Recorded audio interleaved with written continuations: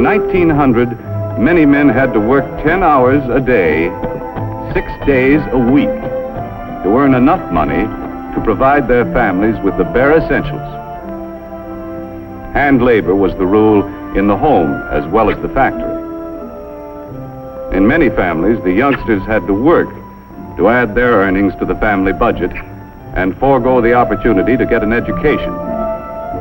And with most families in those days, the standard of living left much to be desired.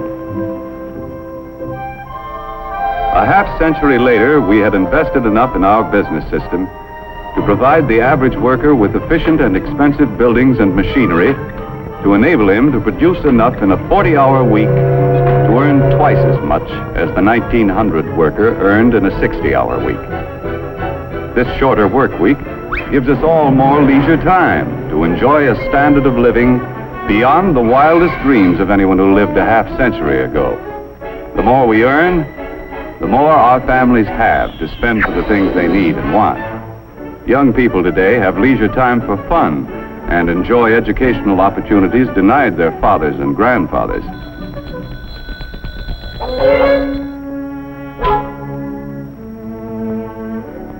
And fortunately, we have been able to raise our standard of living without sacrificing the spiritual side of life, which means so much to the American family.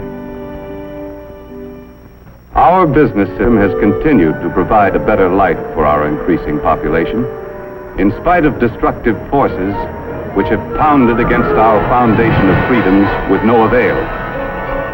However, wars, or the threat of wars, interrupt the normal operations of our competitive business system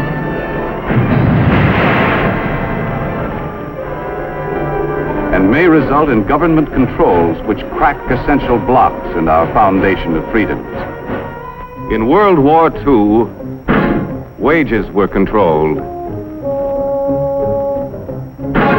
Many workers were frozen to their jobs. Farm prices were controlled,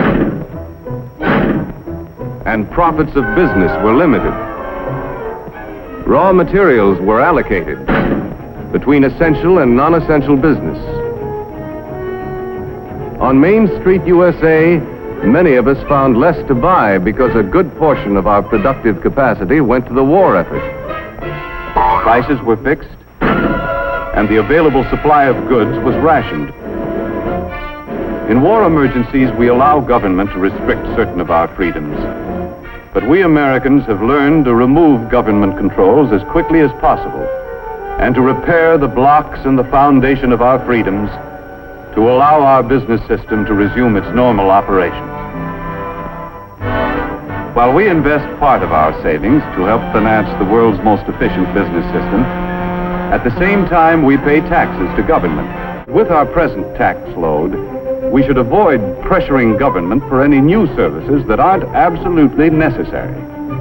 Because we all know the more our government provides, the more taxes it's forced to collect.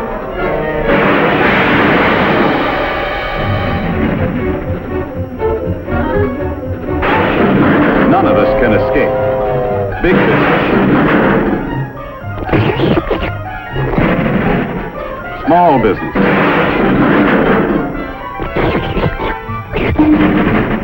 farmers,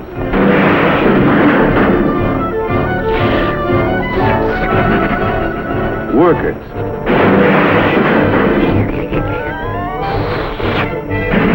housewives, and all of us have to pay our share.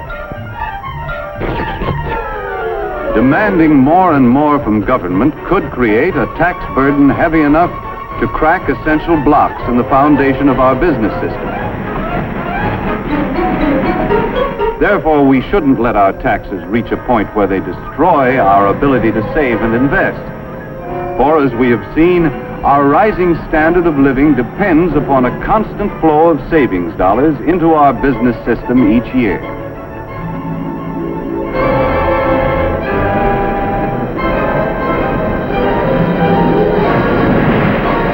In the future of our country, waves of destructive forces will continue to batter against our foundation.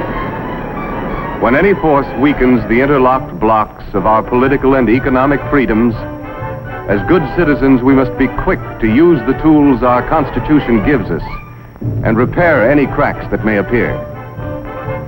As long as we keep the foundation of our business system strong, we shall be able to maintain and improve the way of life our forefathers conceived and established. A way of life which gave everyone who came to this country the chance to progress according to his ability and enterprise. Like the youth of yesterday, the young people of today deserve the same opportunity to earn success and accomplishment. And on this foundation of freedoms, continue to build a better life for themselves and their fellow man in the world of tomorrow.